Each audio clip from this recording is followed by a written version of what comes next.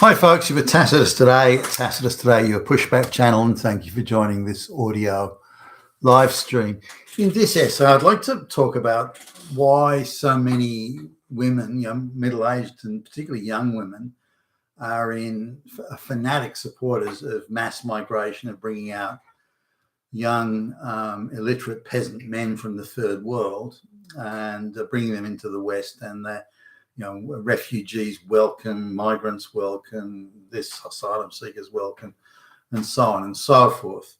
And they're very much part of the cheer squad for bringing these mass migrants, these illiterate peasants into the West. So now you could say, well, if they're these women, again, particularly the young ones, and middle-aged ones too, if they're so keen for these men to be coming in, is it because they see them as maybe future romantic partners, or what? What's the attraction here? Because anybody with an ounce of brain cells would say, why would we bring in lots of illiterate young peasant men from the third world, many of them Muslims, or many of them living in tribal type societies? Why would we bring them into the West? They have no idea how to. Most of them have never worked any sort of work in their life. They've got no qualifications. They've got no work experience. They've got an IQ of 70. Why on earth would you bring? You just simply wouldn't. But even so, these young women have been radicalized through the school system or the education system generally to perceive that they are victims. They are oppressed victims.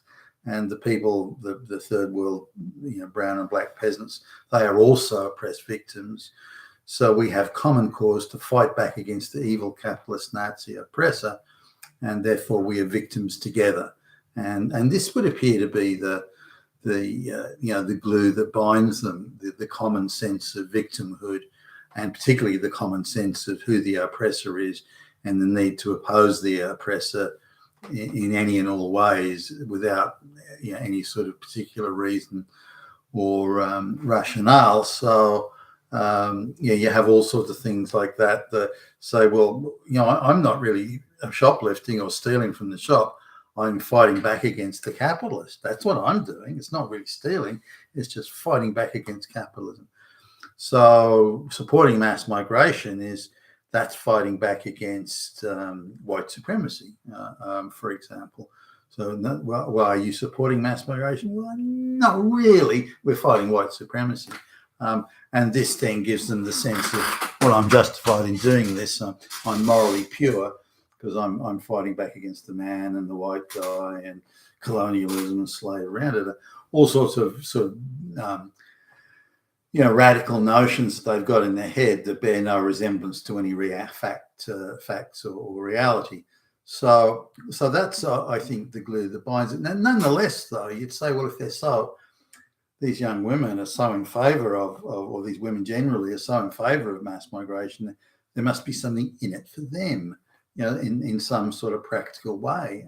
Again, are they future marriage partners and most of these women are not rich that are, some are, I guess, but most of these women are not rich that are running around. So it's not as if they want the pool cleaning boy or the guy, the guy doing mowing the lawn or doing the shit jobs or something. It's not like a nanny to look after the kids. It's not like they've got that, or they're intending to use these low IQ black migrants for that purpose. So what else is it?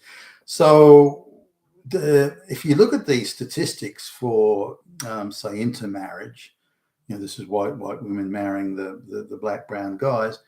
If you look at the adverts on television and fashion magazines and all sorts of propaganda, you'd think that every relationship in the West was a mixed marriage, and it wouldn't surprise you to know it's not even 2%. So, and of that 2%. Just slightly under half are lesbian relationships anyway. So, lesbians getting together, mixed race lesbians, that's around. But there's not many. If you go to some of the most diverse areas in Australia, racially diverse areas in Australia, where the mass migration began nearly 30 years ago, and you're lucky to see any mixed race couples wandering around. Now, it may be a little bit difficult for the Western eye to pick up, say, a Chinese-looking Filipino in a relationship with an Indonesian Chinese. That might be hard for someone in the West to pick. But putting that aside, the mixed race, as in brown to Asian, black to white, and that sort of. You struggle to find 2%, and even with like school kids or school age kids going around in groups, you sometimes might see one sort of token being there was a bunch of Indians going around, and they had one sort of looked like he was mentally retarded or something. One white boy there with bright red hair and freckles, looking like he had an IQ of 80 or something, and looking not well. I mean, he looked very frail and unwell. And they had him along with them as their toy, their plaything. But putting that aside, it's rare that you even see groups of school kids. Sometimes when I'm on the train coming back from the city, then about the time the schools come out, on the train you see and this is even senior high school, where they've given the Australian accents they've got, you can see they've been in Australia for quite some time. It's not like they arrived yesterday. So they've pretty much been through the entire education system, sitting side by side with white kids and other kids from different places. But it still has got almost zero effect. As soon as they're on the train, they gather in there's the Chinese group here, the Filipino group there, the Indian group over there, the Pakistani group down the back, and so on. So they gather straight away. They gather in their racial groups. The mingling and integration and mixing is close to zero. If it's even 1%, I'd be surprised. So if these white women that are so much in favour of, if you look at, say, the activities of the deportation, immigration and deportation officers in the United States, the people that are trying to stop them and harass them and prevent them from doing this are overwhelmingly female. I mean, there are some men there, but overwhelmingly female, and many of them lesbians. So the lesbians can't be interested in having a relationship with these men. So again, it's the common factor is this: we're all victims together. We're all fighting the evil white supremacist Nazi and yada yada. So they're not getting married. Now there are a few cases that I'm aware of where the white chick's married the black guy, that type of thing. And none of these relationships appear to have worked out even slightly or a little bit. The black guy who's a peasant from rural Africa or somewhere, he's staying with the African behavioural tradition. He gets up at 11 o'clock in the morning and doesn't do anything. Got no discipline, can't arrive anywhere on time or anything like that. So the person is useless to function in a first world economy. Should never have come in the first place or been let in or allowed to stay. But nonetheless, but there's only a very small number of those sort of women who are that crazy that they go down the path of marrying some tribal peasant from Africa that barely speaks a fucking word of English. But there is with the college age girls, they'll fuck the black peasant or the brown peasant or something like that. That happens. But when it comes to an ongoing relationship, other than casual fuck, when it comes to an ongoing relationship or marriage, those sorts of things, again, it's not even 2%.